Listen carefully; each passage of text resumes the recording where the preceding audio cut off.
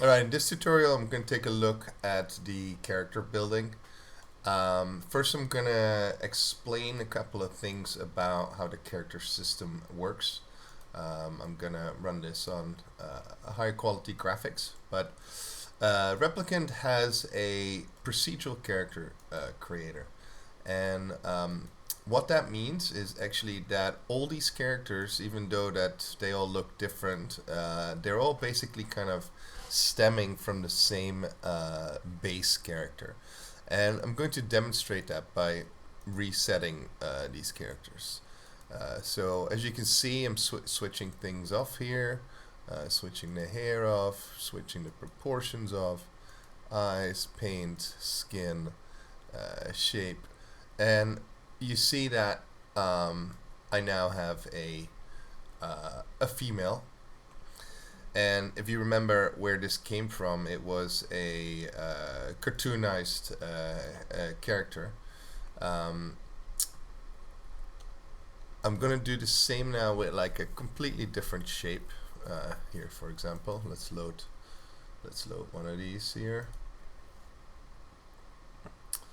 You see how the system is kind of building up these shapes, correct? So if I do the same thing for this character, again, switch everything off, hairstyles, proportions, shape, skin, eye. So I see that those characters are identical, and the same goes for the male. Both we basically in Replicant there's basically two kind of characters, male and female, and there's two types. So you have your meta-human characters that are great if you have a higher NPC, or if you go for realism, and then you have your replicant characters that are a bit more lighter and a bit more expressive, in terms of the way the features can be kind of distorted. The meta-human characters, they have far more detail in the facial expressions though, but the faces can't be distorted that much. But yeah, so that's I figured that's an important thing to know. So let's see how that works then. So let's say we go back. Now there is the ability of quickly loading stuff. You see that here. I have the ability to just load a body, to load proportions, to load clothes, hairstyle, attachments, or a pose. So if I just want to, load one thing of a preset, let's say I just want this pose of this character, or of this character. No, the pose was not working anymore. Okay, forget about the pose. So if I just want to take the body of this character, for example, I can just click it and now I have that body. You see, if I want to have this body, I'll have this body. If I want to have the proportion change as well, I can also do this. But that means that I can also take a proportion from completely different character. And that gives you really kind of like the flexibility when you're designing something quite quick. So what I always like doing is to start from the presets, and then say like, oh, I need like a cop, but I want it to look like this. I'm just gonna put this outfit on. Maybe I want to have like some different gloves or whatever. Now you can go in, or maybe I don't want this cap. I'll find the layer with hats, switch it on. Maybe I want a different cap. Maybe we want to have a cowboy or whatever you want. So on here you see that I have a cap. There's several variations of it. You can dive into customizing this, and there's several kind of adjustments. I'll dive into that at a later stage. But let's say we have something like this now. I'll run through all these tabs here. This we already quickly looked at. We give the personality, we give the voices, we give the kind of facial animation presets. You can also give it like a a pose, you know, that could be either like a static pose or an animation. You see that he's now basically just moving around. Can be doing this. There's also this here, which is quite kind of funny. It's always like look at your it will follow your see, it will follow the mouse pointer actually.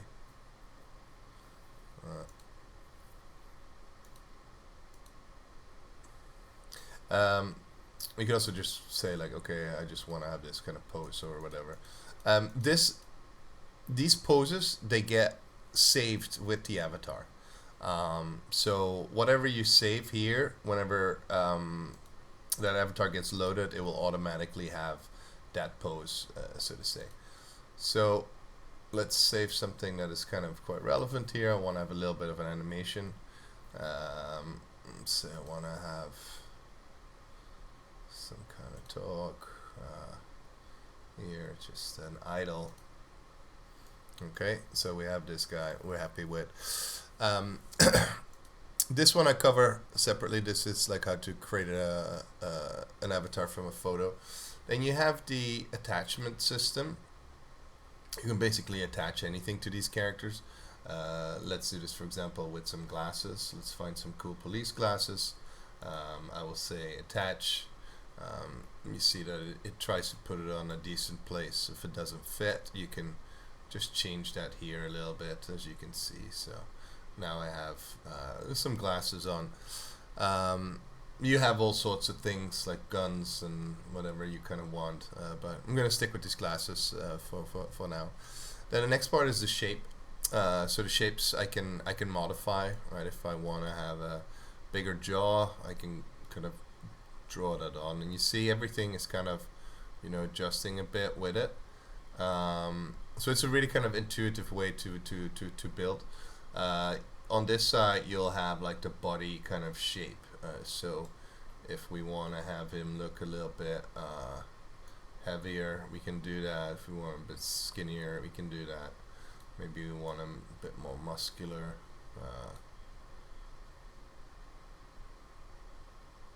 What's this sharp muscle?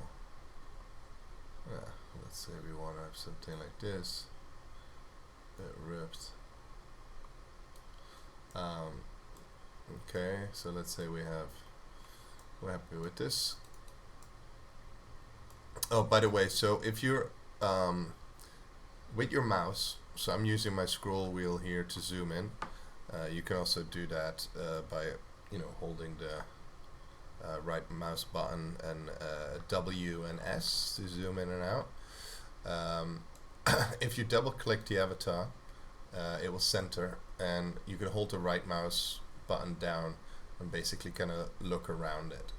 So if I do that with her, I can easily kind of look around the avatar.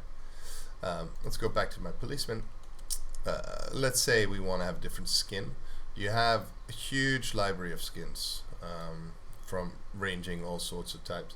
You can also generate these skins, or you can kind of paint your own ones. Let's say we're gonna go with something cartoony. I will have all my kind of cartoon skins here, and I can start basically looking at what we have. Let's say we want to have him look a little bit,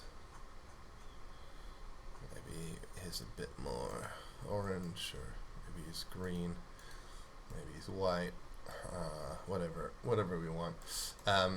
You see, so, and you can always come back to this and change that at any moment in time. There's also a paint system that goes on top of the skin, so you can make multiple layers of paint. You can also create,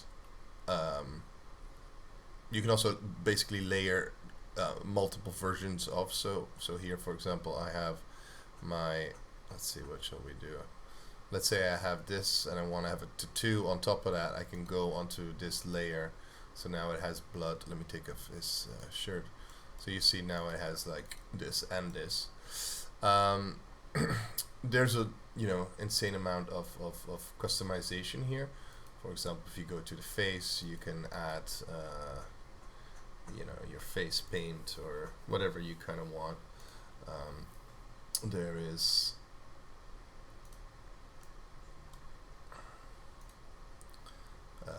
There's tattoos.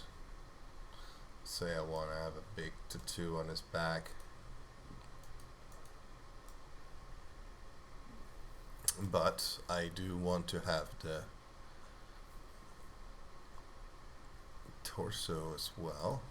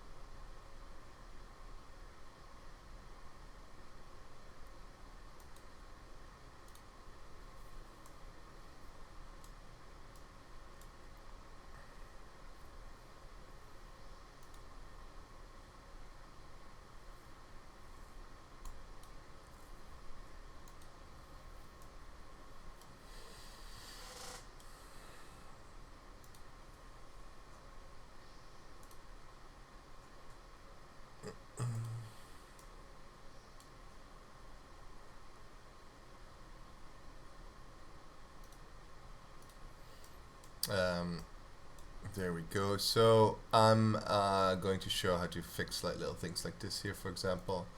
So my waist, my lower waist, I want to tuck that in, or you can put it over as well, whatever you want. Let's say I want to have it in the pants. Maybe I don't like these pants either, but you a lot of times you can make things work by a combination of, you know, switching the lower or scaling up the lower and the top. So let's say I like this guy here. I'm not so sure about his hat. I might want to have a different color for that. See, it's poking through a little bit, so let's see how we can fix that in here. I can have my scale width a bit bigger, scale depth, so there we go. Now we have him. Maybe that face tattoo is a little bit too much, so I'll go back to my paint. Where's my face?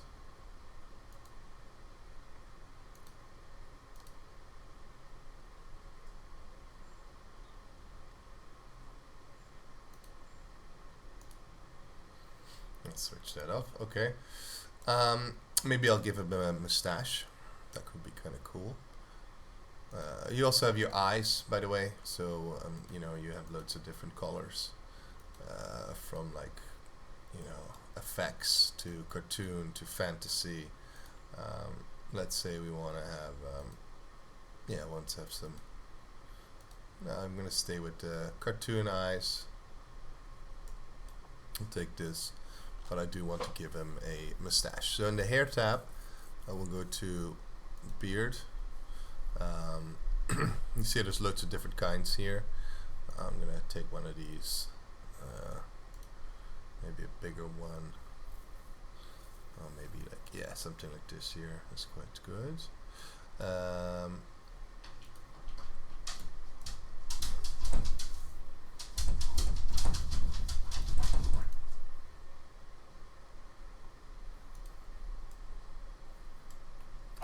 There you go. Now we're gonna take some. You can put like fur on the characters as well. You can put fur in the characters as well. I'll come back to that later.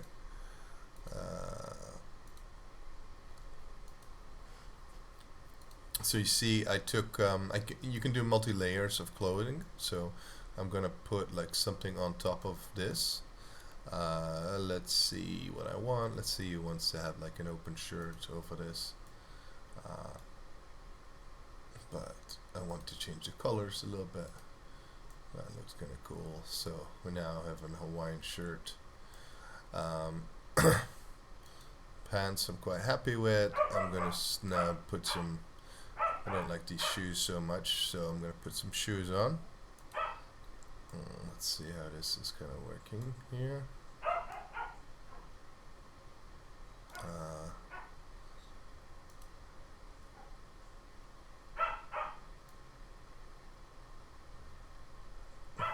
I make the boots fit under the pants. I can scale up the pants a little bit as well, flare them out. Feet, well, there we go.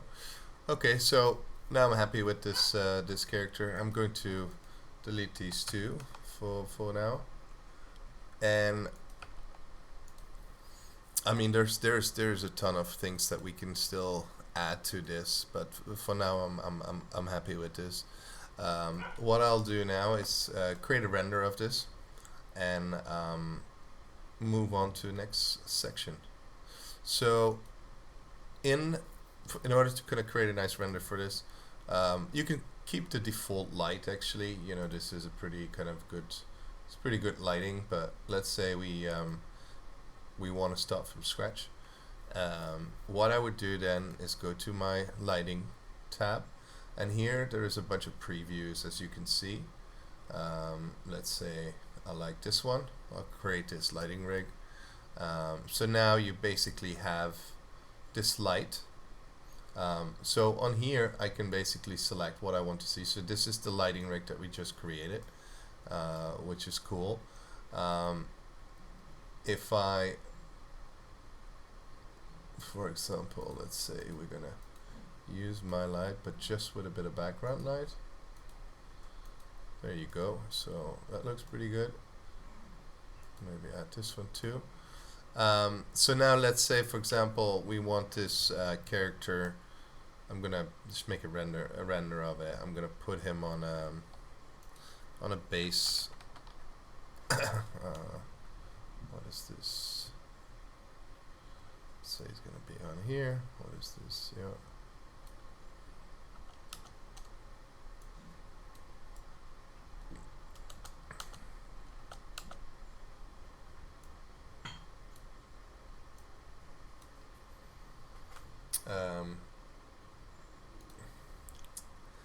I can now kind of parent that to the character. Maybe we want him in a slightly more excited pose.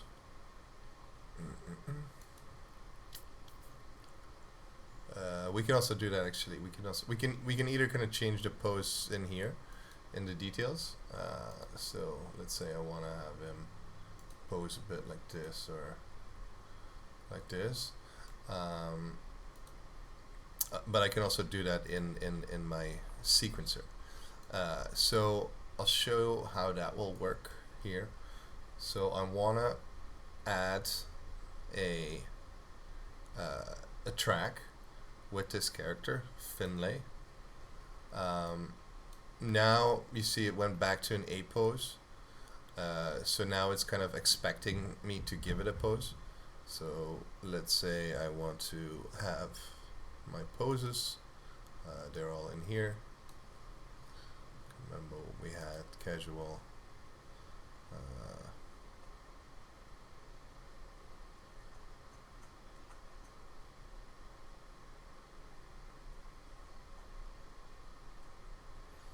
alright, here we go, we got a good pose. I can extend that, so I'm gonna just have this pose extended here. You can drag the sides of it, and now I'm going to animate this over. Let's say we want to have a 5 or 10 seconds, 5-second turntable. What I'll do for that is I will add a transform and a rotation. And let's say I'm gonna start at 0 here. Yeah. Actually, 0 will be here at 1, and then I will be at 360 here, and that will give us a loopable turntable, as you can see. So you see this, like these poses now changes because I have changed pose. What I could also do is basically add a few more poses in here. You see, I could basically change them, stick them together. I could even add some, action or whatever I kind of want. Maybe we didn't do a animation.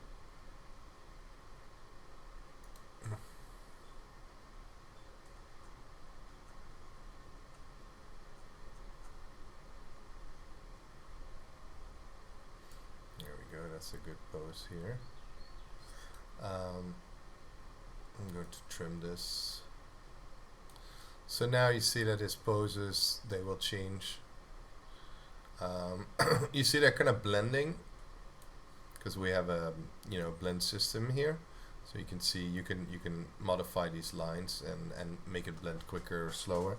But let's say I'm happy with this. I do want to reset this to the origin. Position is not fully correct. Here we go.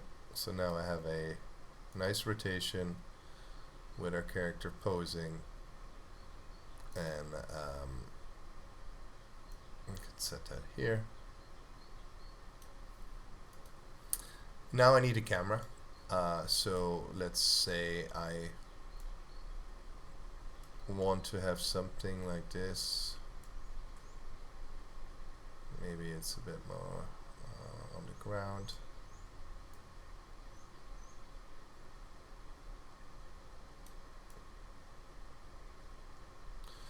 Okay, let's say we have something like this. What I'll do now is create a camera from my viewport. So it will mean that I will exactly kind of take this camera. I can set this already to cinematic camera and can, pick what I want. Maybe I like to do this like on a 50 and then actually move back a little bit so I don't have too much distortion. There we go. Maybe I want to have my aperture to 1.2.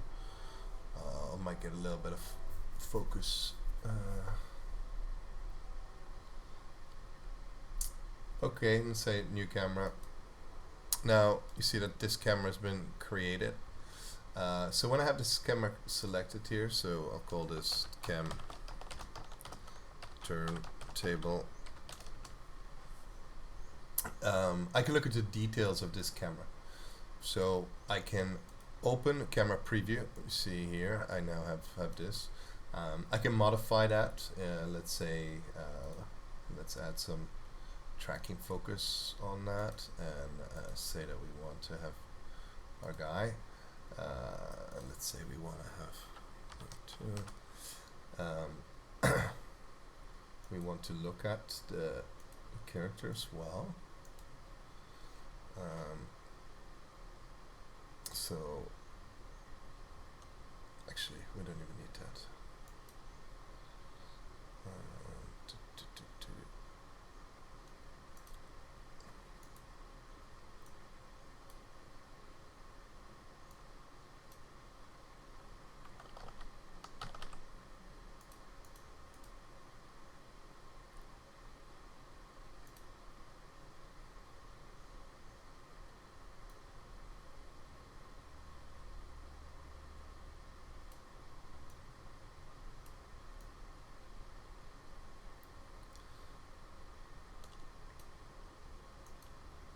Okay, So let's say we're happy with this camera. So now in order to render this camera, we need to look through this camera and render that, because if I'm now going to render here, it will just render exactly what I'm seeing here. So in order to do that, it's like I have the camera selected, turntable, and then I'm going to add the camera to the sequence here. I always like to put my cameras on the top, and now I can say look through this camera, and you see that we're now looking through this camera.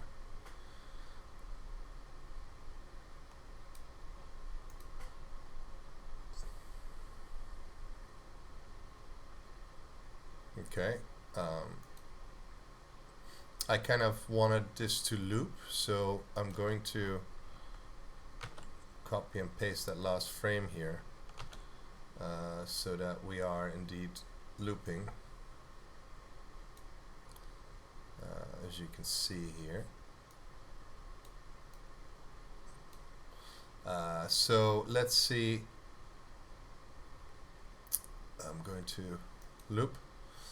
Let's see what we're going to render. This is the gizmos, I'll hide it. So let's see what we're going to render. So my character doing my turntable, and as you can see, it loops. So let's render this. Sequence render. I'm going to say